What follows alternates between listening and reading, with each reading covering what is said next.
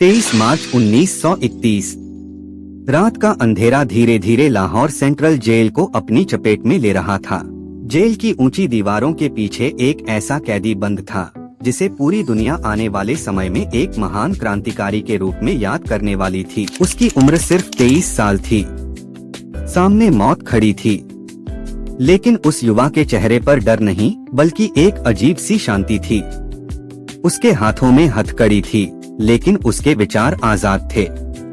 वह जानता था कि कुछ ही घंटों बाद उसका शरीर इस दुनिया में नहीं रहेगा, लेकिन उसके सपने और उसके विचार हमेशा जिंदा रहेंगे।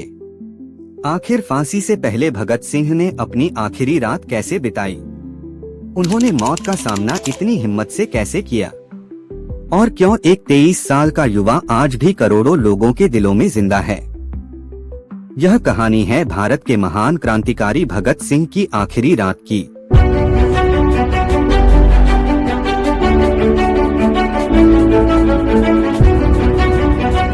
अट्ठाईस सितंबर 1907 पंजाब के एक छोटे से गांव में एक बच्चे का जन्म हुआ।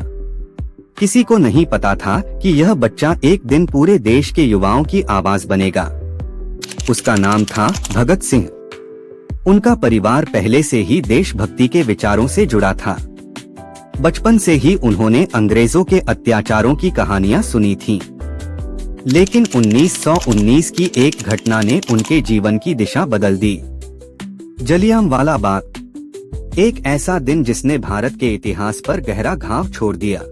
जब हजारों निर्दोष लोगों पर गोलियां चलाई गईं, तो छोटे भगत सिंह के मन में अंग्रेजी शासन के खिलाफ आग पैदा हो गई।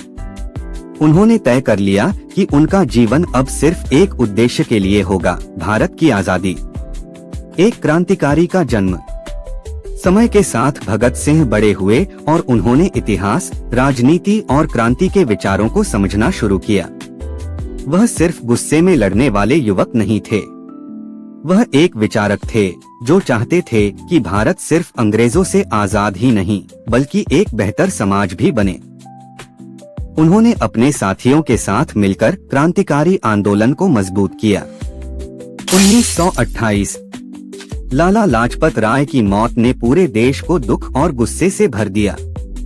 भगत सिंह ने इसे अंग्रेजी अत्याचार का परिणाम माना। इसके बाद उन्होंने अपने साथियों के साथ मिलकर ब्रिटिश अधिकारी सॉन्डर्स को निशाना बनाया। यह घटना अंग्रेज सरकार के लिए एक बड़ी चुनौती बन गई। अब भगत सिंह सिर्फ एक व्यक्ति नहीं रहे थे, वह एक विचार बन चुके थे। असेंबली में गूंजा एक संदेश।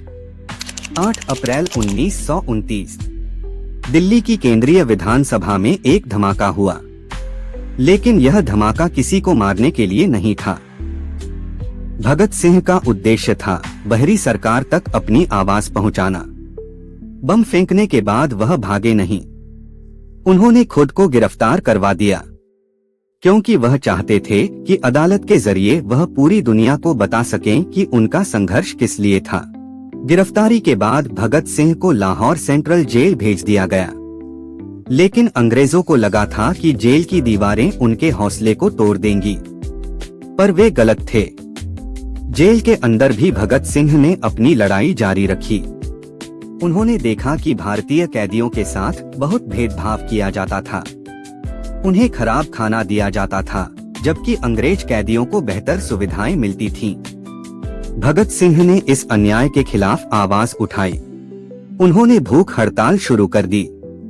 दिन बीतते गए, शरीर कमजोर होता गया, लेकिन उनका हौसला और मजबूत होता गया।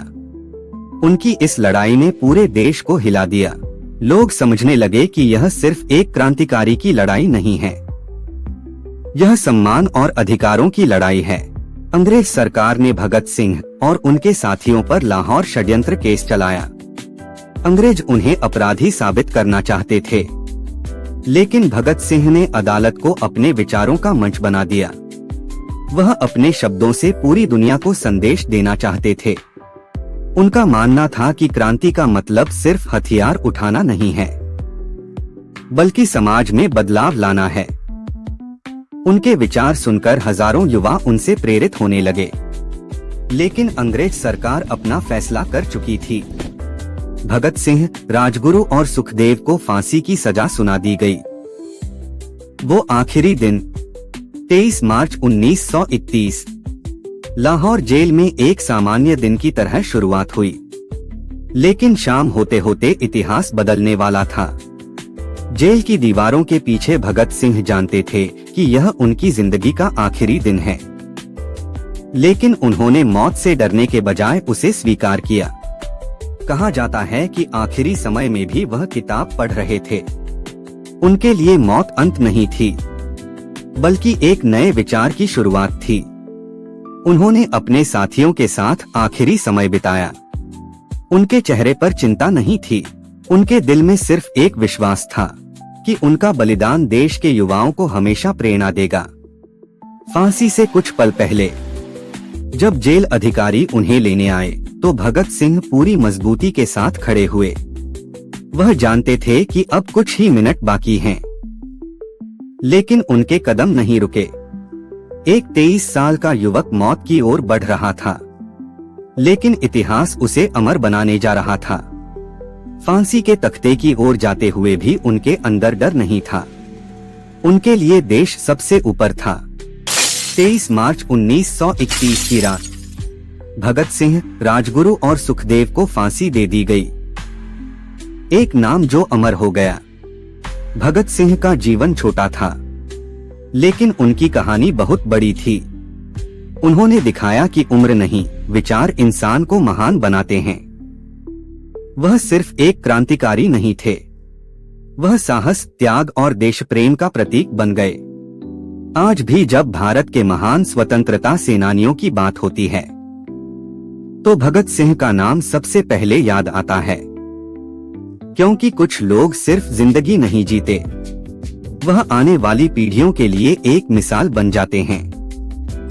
भगत सिंह ऐसे ही एक नाम थे, लेकिन भारत के इतिहास में ऐसे कई वीर योद्धा हुए जिनकी कहानी आज भी हर भारतीय को प्रेरणा देती है। और ऐसी ही एक महान कहानी हम लेकर आ रहे हैं, एक ऐसे नेता की जिसने आजादी के लिए अपना सब कुछ कुर्बान कर दिया। अगली डॉक्यूमेंट्री में हम जानेंगे नेताजी सुभाष चंद्र बोस की कहानी, उनका संघर्ष, आजाद हिंद फौज का निर्माण और उनकी रहस्यमयी मौत का सच। अगर आपको इतिहास की ऐसी अनसुनी और रोचक कहानियां पसंद आती हैं, तो चैनल को सब्सक्राइब जरूर करें। मिलते हैं अगली डॉक्यूमेंट्री में।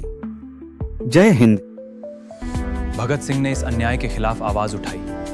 उन्होंने भूख हड़ताल शुरू कर दी। उनकी लड़ाई ने पूरे देश को हिला दिया। ये सम्मान और अधिकारों की लड़ाई है।